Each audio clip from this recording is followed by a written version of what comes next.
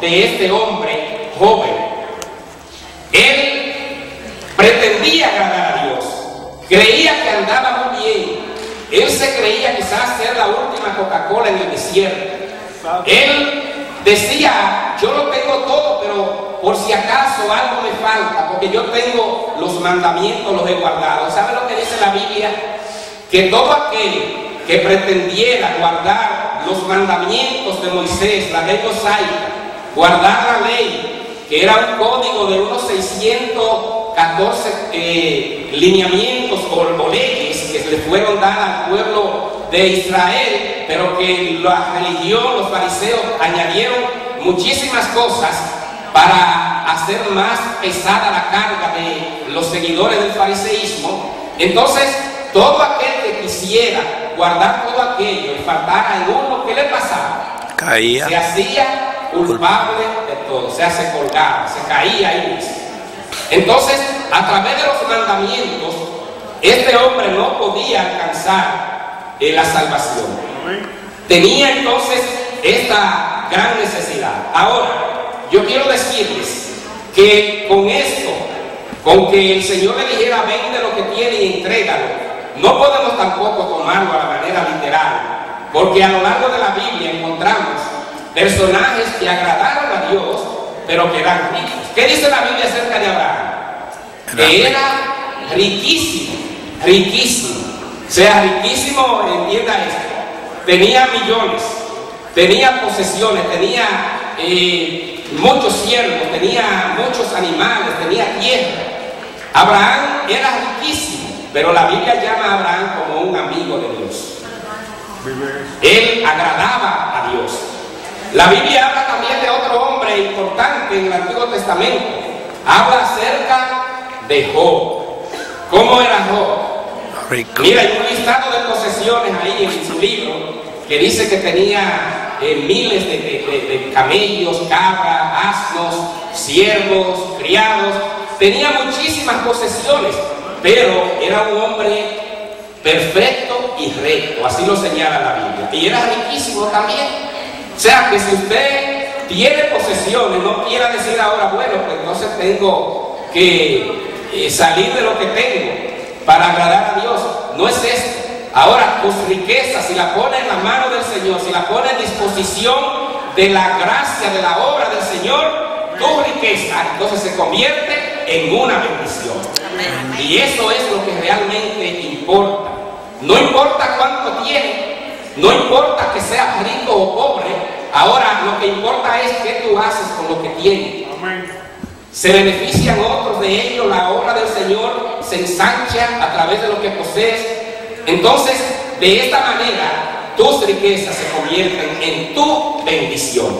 Para el joven rico, la riqueza se convirtió en su bendición, porque él amaba demasiado los bienes que tenía. Hay otro personaje en la Biblia que el Señor le dijo, al igual que al joven rico, que dejara lo que tuviera ahí, que dejara lo que estaba haciendo para seguir al Señor. Y es Mateo. ¿Dónde estaba Mateo?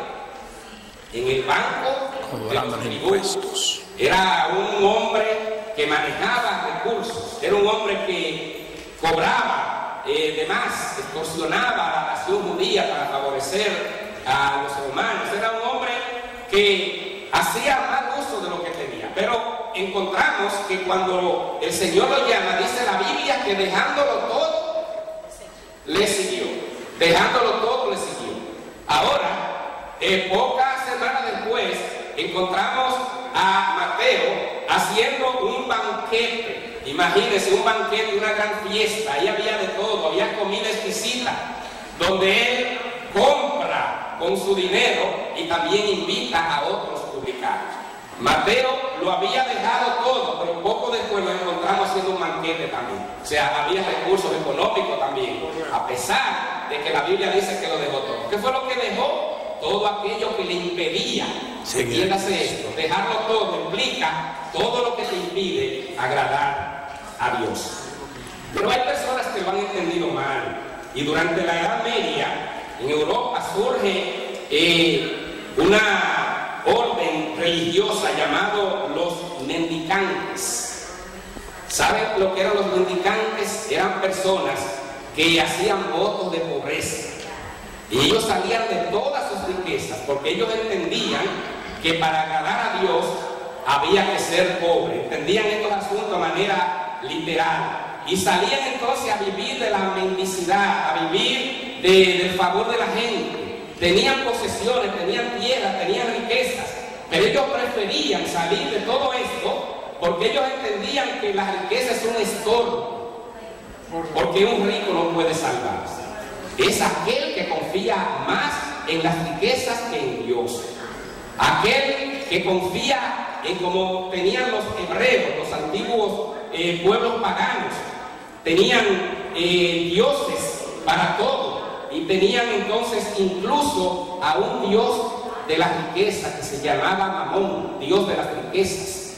Y adoraban a este Dios, y eso es lo que ocurre con aquel que ama más a las riquezas que a Dios. Los pueblos paganos se apartaron del Señor siguiendo a sus ídolos, y esas son las cosas que Dios no aprueba. Encontramos que estas personas vivían entonces de la caridad pública, vivían del favor de la gente y se olvidaban de que se puede agradar a Dios a pesar de tus riquezas, a pesar de tus posesiones. Porque si todos entonces nos lanzáramos a lo que esta decisión de salir de todo lo que tenemos, mire, vamos a caer en una crisis donde la iglesia no va a tener entonces quien pueda sostener lo que es el edificio, lo que son personas que dependen también de la obra del Señor y tantas cosas que se hacen.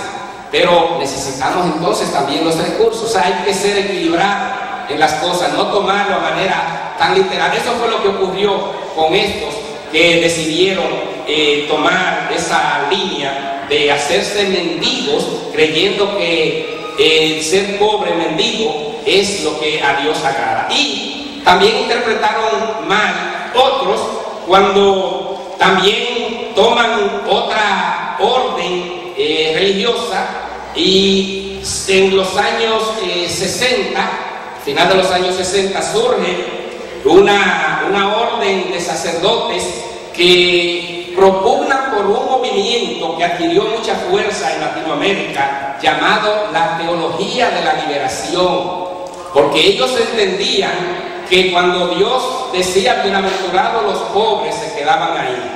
Bienaventurados los pobres, hay que ser pobre, pero no leía la última parte, es pobre en espíritu, es sentirte ansioso, sentirte sin nada, sentirte que no posee nada, pero que todo lo que tú posees el Señor te lo puede dar y que depende de Él. Y entonces, siguiendo esta orden, muchos también llegaron a tomar incluso hasta las armas para defender a los pobres en nombre de la teología de la liberación.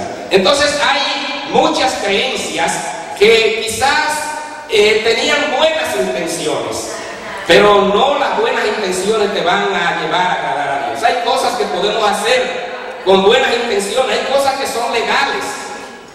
Y tú dirías, bueno, como esto es legal, se puede hacer. El aborto es legal en Massachusetts y muchos otros estados. Ahora, porque sea legal, porque la ley de amparo no quiere decir que está correctamente bien. Y así podemos citar tantas otras cosas que el mundo hace, y muchas veces se amparan en la Biblia con buenas intenciones, pero las buenas intenciones no te van a salvar. Este hombre se ve confrontado cuando el Señor toca sus intereses. Quiso agradar a Dios a través de las cosas que hacía, pero vamos a ver lo que nos dice Gálatas 5:14, para aquellos que, como el joven rico, pretenden agradar a Dios a través de las obras. Dice Gálatas 5:14, porque toda la ley en esta sola palabra se cumple: amarás a tu prójimo como a ti mismo. Hermanos, el amor al prójimo es tu mayor prueba de que amas a Dios. Porque no puedes amar a Dios que no lo ha visto si tú odias o desprecias a tu prójimo que te está mirando. Tu prójimo es el que te queda al lado, el que te queda a la izquierda o a la derecha.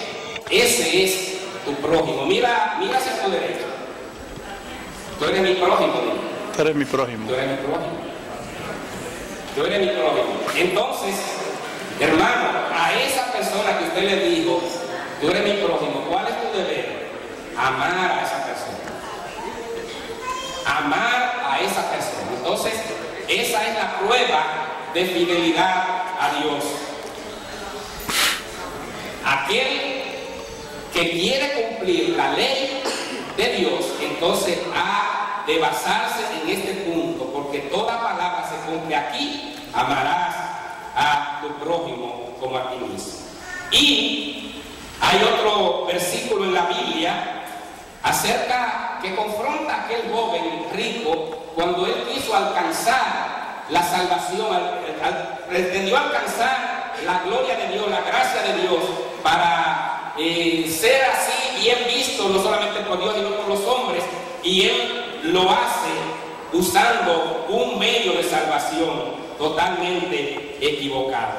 Porque la salvación, dice Efesios capítulo 2, versículos 8 y 9, vamos a ver esos dos versículos. Porque por gracia sois salvos por medio de la fe, y esto no es de vosotros, pues es don de Dios, no por obras, para que nadie se gloríe.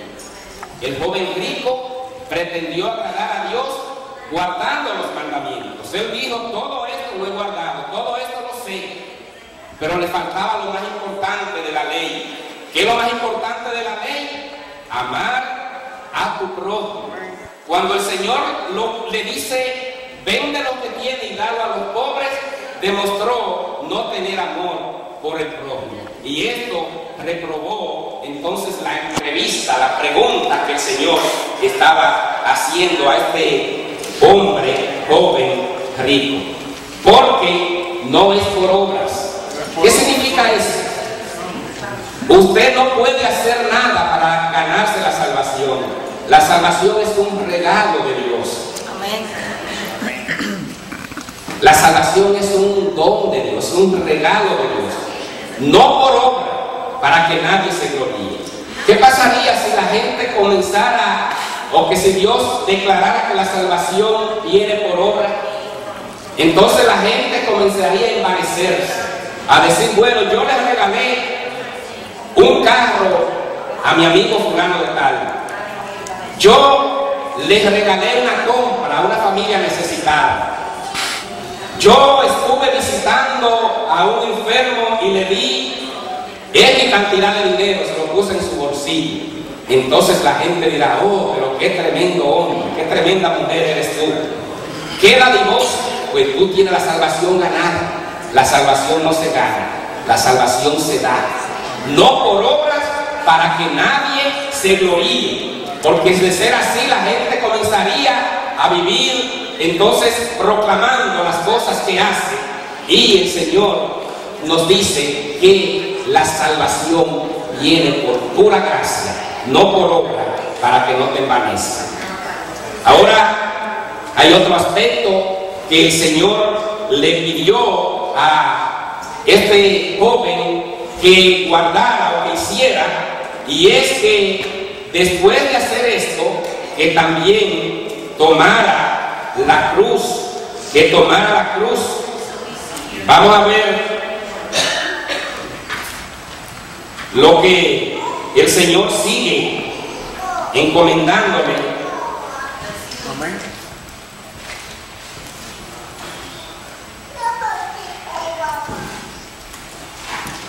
Verso 21 dice.